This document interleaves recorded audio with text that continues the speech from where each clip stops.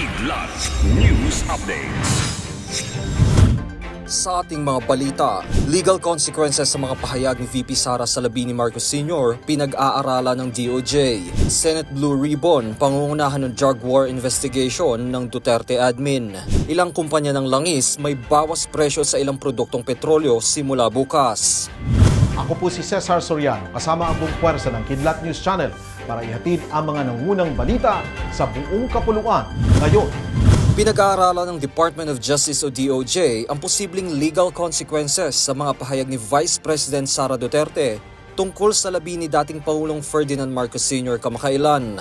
Ayon kay Justice Secretary Jesus Crispin Remulla, kawalan ito ng respeto sa yumao at paglabag umano sa moral principles na posibleng may legal na implikasyon. Inilarawan pa ni Remulla na disturbing at unbecoming ang mga pahayag ng ikalawang pinakamataas na opisyal ng bansa. Noong Biyernes nang sinabi ni Duterte na nagbabala ito kay Senator Amy Marcos na ipahuhukay nito ang labi ng ama ni Amy at itatapon sa West Philippine Sea kung magpapatuloy ang aniyay pag-atake laban sa kanya. Sa parehong press conference, binatikos din ni Duterte ang pamumuno ni Pangulong Ferdinand Marcos Jr.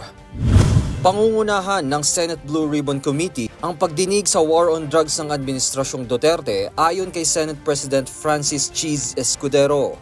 Ayon kay Escudero, napili nila ang Senate Committee on Public Accountability and Investigations o ang Blue Ribbon dahil maaaring isagawa ang investigasyon habang nakareses pa ang Kongreso. Dagdag pa nito na nakahanda na si Senate Minority Leader Aquilino Coco Pimentel III sa isasagawang pagdinig na siyang tatayo bilang chairperson ng bubuoing Senate Subcommittee. Samantala, sinabi naman ni Pimentel na hindi muna iimbitahin sa pagdinig si dating Pangulong Rodrigo Duterte dahil uunahin muna nilang ipapatawag sa Senado ang mga testigo sa drug war.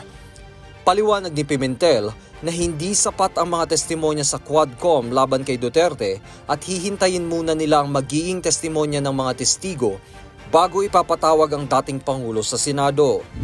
Magandang balita sa mga motorista. Magpapatupad ng bawas presyo ang ilang kumpanya ng langis simula bukas, October 22. Sa magkakahiwalay na abiso ng Shell, Sea Oil, Petrogas at Clean Fuel, magbabawas sila ng 70 centavos sa kada litro ng diesel, 50 centavos sa kada litro ng gasolina, habang magbababa naman ang Shell at Sea Oil ng 85 centavos sa kada litro ng kerosene.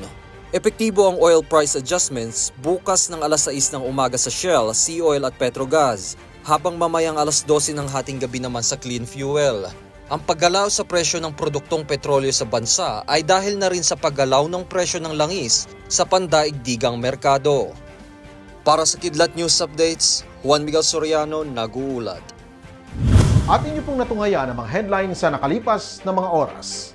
Manatiling nakatutok sa mga susunod na updates at breaking news. Ako po si Cesar Soriano, kasama nyo sa bawat pagputok ng balita.